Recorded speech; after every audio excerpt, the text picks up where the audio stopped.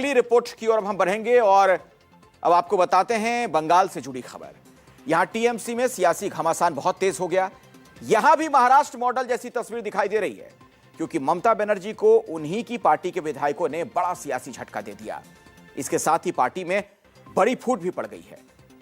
TMC से निष्कासित विधायक ऋतुव्रत बनर्जी को पश्चिम बंगाल विधानसभा स्पीकर रविंद्रनाथ बोस ने नेता प्रतिपक्ष की मान्यता दे दी। पार्टी के चुनकर आए 80 में से 60 विधायकों ने ममता के खिलाफ जाकर निष्कासित विधायक ऋतुव्रत बनर्जी का समर्थन भी किया। स्पीकर बोस ने ऋतुव्रत को नेता प्रतिपक्ष के कमरे की चाबी भी सौंप दी। हालांकि निष्कासित विधायक ऋतुव्रत अब भी ममता बनर्जी को अपना नेता बता रहे हैं। Inside also told you we want Mamata Banerjee to be our chief advisor, to give us advices that will help us in strengthening our position as an opposition. As far as the West Bengal State Legislative Assembly is concerned, this, only this, which has been given, the Speaker has accepted that. So the point is that 2/3 of the members, 80 members were elected by in Trinamool Congress's symbol. 2/3 of them, more than 2/3 of them, has given our claim, and the claim has been accepted. Ritabrata Banerjee के समर्थन में जिन 60 विधायकों ने विधानसभा speaker को पत्र सौंपा, उनमें से 4 को विधानसभा में उपनेता प्रतिपक्ष बनाया गया है। इनमें Sandipan Shah deputy LOP Paschim Bangal, Javed Ahmed Khan deputy LOP, Shabina Yasmin deputy LOP और शीलू शाह डिप्टी एलओपी शामिल हैं। जबकि सदन में टीएमसी के चीफ व्हिप अखरुजमा होंगे। विधायकों के बगावत करने के बाद ममता बनर्जी को एक और झटका लगा है। ममता बनर्जी के करीबी नेता फिरहाद हाकिम ने कोलकाता मेयर के पद से इस्तीफा दे दिया है। पश्चिम बंगाल में यह घटनाक्रम ऐसे वक्त पर सामने आया जब राज्य में टीएमसी दो फाड़ हो गई है। फिरहाद हाकिम ममता बनर्जी के बेहद करीब माने जाते हैं। ममता बनर्जी के लिए भवानीपुर सीट पर उन्होंने ही पूरा चुनाव का प्रबंधन संभाला था।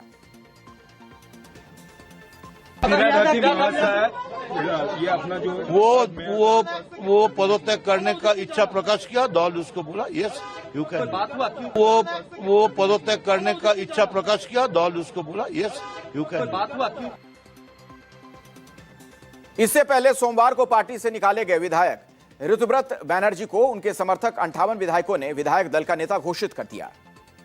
आज उन्हीं के नेतृत्व में विधानसभा 58 बागी विधायकों ने विधानसभा अध्यक्ष रविंद्रनाथ बोस से जाकर मुलाकात की और उन्हें समर्थन पत्र सौंपा है। हालांकि बागी गुट ने समर्थन पत्र में ममता बनर्जी को ही अपना पार्टी अध्यक्ष बताया, लेकिन अभिषेक बनर्जी का नेतृत्व और विधायक दल से जुड़े फैसलों को मानने से इनकार कर दिया। इससे पहले सोमवार को अभिषेक बनर्जी के लेटर हेड पर स्पीकर को भेजे गए पत्र में शोभन देव चट्टोपाध्याय को नेता विपक्ष बनाने का प्रस्ताव भेजा गया था। विधानसभा स्पीकर को भेजी गई चिट्ठी टीएमसी की तरफ से शोभन देव को एलओपी की मांग के साथ डिप्टी एलओपी के लिए आशिमा पात्रा और नयना बंदोपाध्याय के नाम का प्रस्ताव रखा गया था। साथ ही चीफ व्हिप के लिए फिरहाद हाकिम की सिफारिश की गई थी। विधानसभा सचिवालय के अधिकारियों ने स्पीकर के निर्देश का हवाला देते हुए पत्र लेने से इनकार कर दिया था। यह घटनाक्रम उस विवाद का हिस्सा था जहां टीएमसी के बागी विधायकों ने हस्ताक्षरों में हेराफेरी का आरोप लगाया था। इसके बाद पार्टी ने ईमेल के जरिए स्पीकर को भेजा था। मंगलवार को भी पार्टी के निर्देश पर टीएमसी के नेता कुणाल घोष लेटर जमा करने के लिए स्पीकर के ऑफिस पहुंचे, जहां उनसे कोई लेटर लेने वाला ही नहीं था। तो तस्वीरों में आप कुणाल घोष को देख रहे हैं और उनके साथ हाथ में वो चिट्ठी भी है। कुणाल घोष वीडियो बनाते हुए अपनी बात कह रहे हैं और आखिर में लेटर अधिकारी की टेबल पर रख देते हैं। अपने वीडियो में कुणाल घोष क्या कुछ कह रहे हैं आपको सुनवाते हैं। রেখে গেলাম, এটা কোন দেশি আইন যে একটা চিঠি জমা নেবেন না? যদিও ওনাদের কিছু করার নেই, কারণ ওনারা সহযোগিতা করছেন, কিন্তু স্পিকার সাহেব ওদের বলেছেন কোনো চিঠি এবং তার মৌখিকভাবে নির্দেশ, কোনোভাবে এটা লিখিত সার্কুলারও নয়, যে এমএলএরা চিঠি দিতে এসছে সেই চিঠি কেন গ্রহণ করা হবে না তার কোনো কারণ নেই। ফলে আমরা এখন এখানে আমরা এটা ওনার টেবিলে রেখে যাচ্ছি। टीएमसी के बागी विधायक ऋतुव्रत बनर्जी को स्पीकर ने नेता प्रतिपक्ष चुन लिया है।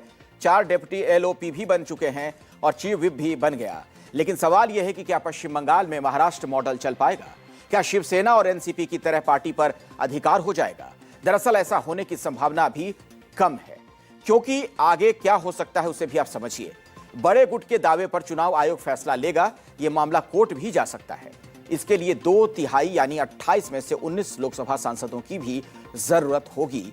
इसके अलावा संगठन के पदाधिकारियों का भी रुख महत्वपूर्ण होता है। तो इससे बचने के लिए ममता ने पहले ही सभी कमेटियों को भंग कर दिया है। यह मामला मुख्य रूप से 10वीं अनुसूची में दिए दल बल कानून, पार्टी संगठन के संविधान और निर्वाचन आयोग के नियमों में से तय होता है। इन सब के चलते ममता बनर्जी ने बुधवार को बड़ा फैसला लिया। पार्टी के भीतर बगावत के बीच ममता बनर्जी ने राज्य की सभी कमेटियों और फ्रंटल संगठनों को तत्काल प्रभाव से भंग कर दिया और अब नए सिरे से समितियों और फ्रंटल संगठन का गठन किया जाएगा। लेकिन सवाल यह है कि आखिर ममता बनर्जी ने ऐसा क्यों किया, उसे भी हम आपको समझा देते हैं। कमेटियां, संगठन, चुनाव में हार के बाद पार्टी में असंतोष बढ़ा तो ऋतुव्रत के नेतृत्व में 58 एमएलए की बगावत हुई। जमीन पर पार्टी की पकड़ मजबूत करना लक्ष्य है। अब आपको ग्राफिक्स की मदद से हम बताते हैं कि टीएमसी में फूट की नींव का सिलसिला आखिर कब से शुरू हुआ था। अभिषेक बनर्जी के नेतृत्व का विरोध फर्जी सिग्नेचर के मामले ने तूल पकड़ा। 20 मई को पार्टी बैठक में नहीं गए कई एमएलए। 20 मई को धरने में भी शामिल नहीं हुए एमएलए। हार के बाद यह टीएमसी का पहला धरना था। 31 मई ममता की बैठक में नहीं गए एमएलए और 80 में से 60 विधायक अनुपस्थित रहे। एमएलए के नहीं आने पर टली थी वो बैठक। तो जाहिर है कि पार्टी में फूट के बाद अब ममता बनर्जी के सामने मुश्किलों का पहाड़ है। इन मुश्किलों से निपटना अब दीदी के लिए चुनौती बना हुआ है।